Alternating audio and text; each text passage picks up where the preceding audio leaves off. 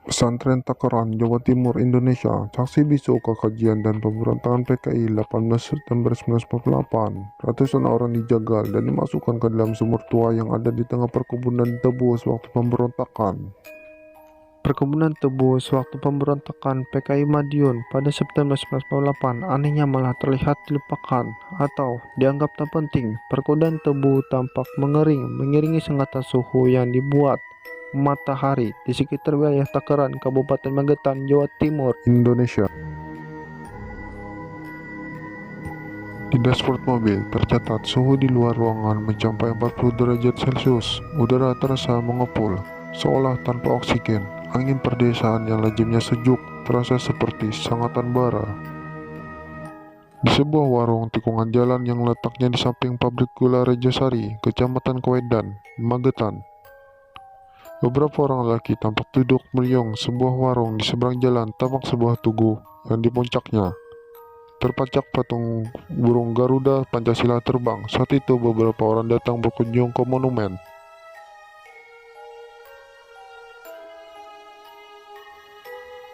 Dalam rangka peringatan Hari Saktian Pancasila, sebuah karangan bunga diletakkan di kaki tugu tersebut. Ya, persis di bawah tugu itulah dulu lubang pembantaian PKI 1948 setelah jenazahnya diambil sumur ditimbun kembali. Beberapa tahun setelah tragedi itu, di situ kemudian didirikan monumen kata Jumiran, warga desa Rejosari akhir pekan lalu. Menurut Jumiran, para pengunjung monumen tak hanya datang pada bulan September atau Oktober saja. Pada hari biasa, banyak juga keluarga korban pembantaian yang datang untuk berdoa dan tabur bunga.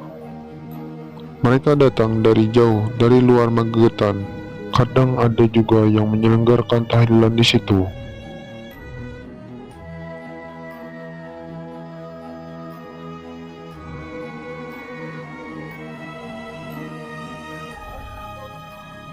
Tukas Pariam, warga desa Rajosari lainnya. Ketika ditanya siapa sebenarnya yang dulu ditanam di dalam lubang sumur itu, Pariam mengaku tak tahu persis karena saat itu masih anak-anak. Hanya orang tuanya memberitahu bahwa mereka yang dibunuh bukan berasal dari kampungnya, mereka orang jauh. Kata orang tua, ada bupati, wedana, jaksa, kiai, haji, pegawai, dan lainnya. Untuk persisnya, lihat saja nama-nama yang ada di tembok monumen, ujarnya. Dan ketika dicek di tembok monumen, di sana terpacak 26 nama. Mereka diantaranya Bupati Magetan, para anggota kepolisian, Patih Magetan, Wedana, Kepala Pengadilan Magetan, Kepala Penerangan Magetan, 5 orang kiai dan para warga biasa lainnya. Selain itu, masih ada 5 sumur lainnya yang juga dipakai sebagai ajang pembantaian.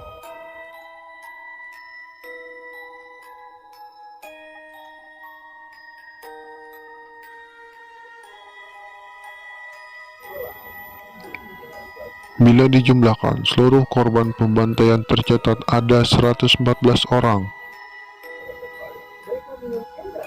Mereka diantar ke lokasi eksekusi dengan cara diangkut dengan gerbong lori milik yang biasa untuk mangkut tubuh. Beberapa nama ulama yang ada di monumen diantaranya Kiai Haji Imam Sofan. Dia pengasuh pesantren Torikusu Ada Rojosari, Madiun. Kiai Haji Sofan dikubur hidup-hidup di dalam sumur tersebut setelah disiksa berkali-kali. Bahkan ketika dimasukkan ke dalam sumur, Kiai Haji Imam Sofan sempat mengumandangkan azan. Dua putra Kiai Haji Imam Sofan, yakni Kiai Zubair dan Kiai Bakwani, juga menjadi korban dan dikubur hidup-hidup secara bersama-sama. Selain itu, beberapa nama yang menjadi korban adalah keluarga pesantren Sabilil Mutakin Takaran. Mereka adalah Guru Hadi Adaba dan Imam Faham dan pesantren Sabilil Mutakin Takaran. Imam Faham adalah adik dari Muhammad Suhud, paman dari mantan mendiang Ketua DPR M. Haris Suhud. Selain perwira militer, penjabat daerah, wartawan, polisi pun ikut menjadi korbannya. Pengasuh pondok pesantren Sabilil Mutakin, Kiai Haji Zakaria, mengatakan, selesai sholat Jumat pada 17 September 1998, pesantrennya didatangi oleh tokoh PKI. Kepala rombongan yang dipimpin aktivis PKI Suhud. Mereka datang didampingi para pengawal bersenjata yang dikenali sebagai kepala keamanan di Takaran. Ketika menjemput kepada Kiai Mursyid, Suhud menukil ayat Al-Quran, Innallaha la yukhayyiru biqaumin hatta yukhayyiru ma bi anfusihim. Artinya, sesungguhnya Allah tidak mengubah nasib satu kaum kecuali kaum itu mengubah nasibnya sendiri. Setelah berkata seperti itu, Kiai Mursyid pun dibawa pergi dan sampai sekarang tak diketahui rimbanya.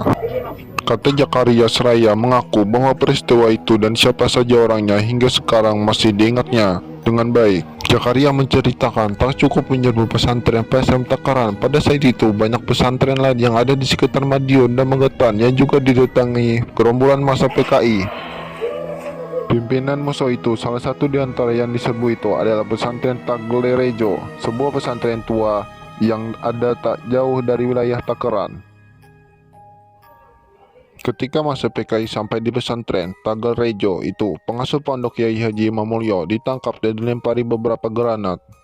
Sembari diancam agar mau tunduk kepada ideologi dan partai mereka, syukurnya granat itu tak meledak, ujar Jakaria. Karena granat tak meledak lanjutnya, maka kini ganti para santri yang tadinya diam saja berbalik melawan mereka. Para gerombolan itu ternyata pengecut karena malah lebih memilih lari karena ketakutan.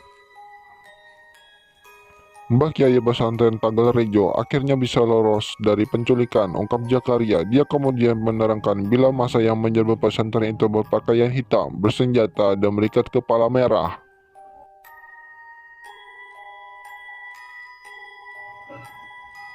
Melihat proses penculikan di kemudian hari, Jakaria menyimpulkan bahwa aksi kekejaman berupa penculikan dan pembunuhan yang dilakukan oleh PKI pada bulan September tahun 1998 itu bukanlah aksi biasa yang tanpa tujuan. Setidaknya mereka benar-benar sudah mempersiapkan dengan matang. Ini terbukti hanya dalam waktu singkat. Para pemberontakan tersebut mampu menguasai wilayah yang cukup luas, yakni meliputi Madiun, Magetan, Ponorogo, Pacitan, Trenggalek, Kota Nagawi, Purwantoro, Blora, Pati, Cepu, dan Kudus. Sebelum meledak di sekitar Takaran, berterbaran aneka pamflet tentang musuh yang baru pulang dari Moskow. Pesantren Takaran dipilih untuk diserbu karena saat itu menjadi tempat atau basis pergerakan Islam.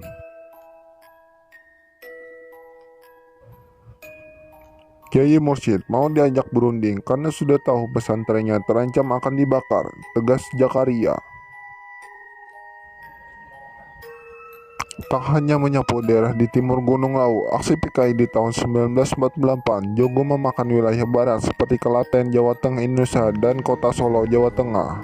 Tanpa dinyana, dalam sebuah perbincangan ringan di pinggir Kali Code, Yogyakarta pada 1 Oktober lalu, seorang cucu lurah sebuah desa di Klaten, Jawa Tengah, Arfan Suwasdiantoro, menceritakan nasib eyang saya yang bernama Pujo Soekarto adalah seorang kepala desa. Beliau dibunuh PKI hanya karena mendirikan musola. Tiba-tiba saja segerombolan orang datang menyerbu rumah mereka, merebut pistol eyang saya dan menembaknya di bagian leher, tembus hingga bagian kepala.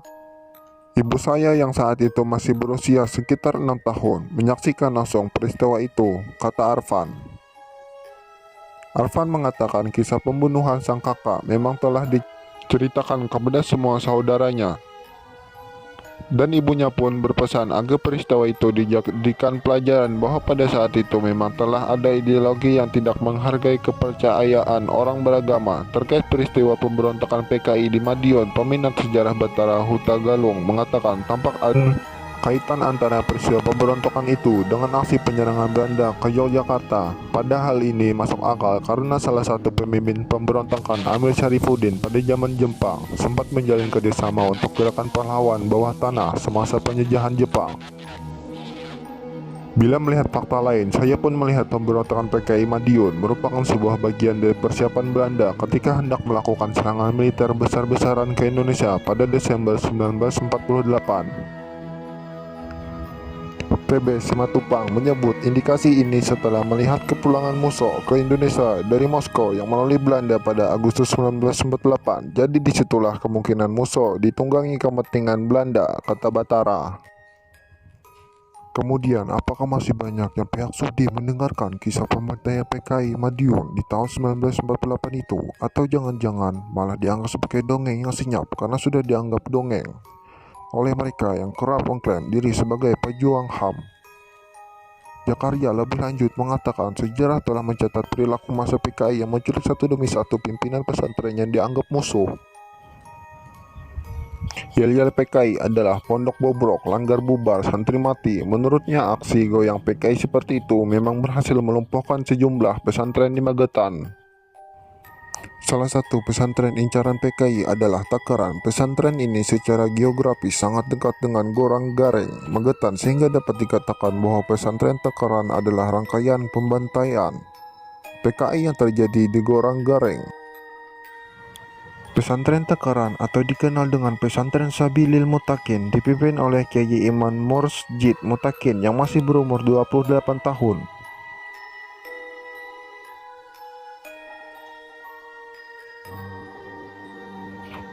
Pesantren Takaran merupakan salah satu pesantren yang paling berwibawa di Magetan karena pimpinannya mempunyai pengaruh yang sangat besar. Kiai Imam Mursyid juga bertindak sebagai Imam Tarkat Syatariah. Pesantren ini didirikan oleh seorang panglima perang dan tokoh ulama dari Kesultanan Yogyakarta. Dia menjadi pengikut Pangeran Diponegoro. Keluarga tokoh dan konglomerat media Dahlan Iskan adalah pengasuhannya. Pesantren menjadi musuh utama PKI karena dalam pesantren itu terdapat kekuatan yang sangat diperhitungkan, yaitu di dalam pesantren Takaran memang aktif melakukan pengemblengan fisik dan spiritual terhadap para santri. Pada tanggal 17 September 1998, tepatnya hari Jumat, Kiai Hamzah dan Kiai Nurun yang berasal dari Tulanganggung dan Tagal Rejo pergi ke Burikan. Setelah kepergian mereka, seusai sholat Jumat, Kiai Imam Mursyid didatangi oleh tokoh-tokoh PKI. Saat itu Kiai Imam Mursyid diajak bermusyawarah mengenai Republik Sufit di Indonesia. Kepergian pemimpin pesantren mereka menimbulkan tanda tanya besar. 2 hari kemudian keberadaan Kiai Imam Mursyid belum diketahui secara pasti. PKI terus melakukan penangkapan dan penculikan kepada ustadz-ustadz yang lain seperti Ahmad Baituwai, Husein Hartono, dan Hadi Ad-Daba. Mereka tidak pernah kembali. Bahkan sebagian besar ditemukan sudah menjadi mayat di lubang-lubang pembantaian yang tersebar di berbagai tempat di Magetan. Yang menimbulkan keheranan adalah sampai sekarang tempat pembantaian Kiai Mursyid belum diketahui karena mayatnya belum ditemukan. Bahkan dari daftar korban yang dibuat PKI sendiri tidak tercantum nama Kiai Mursyid.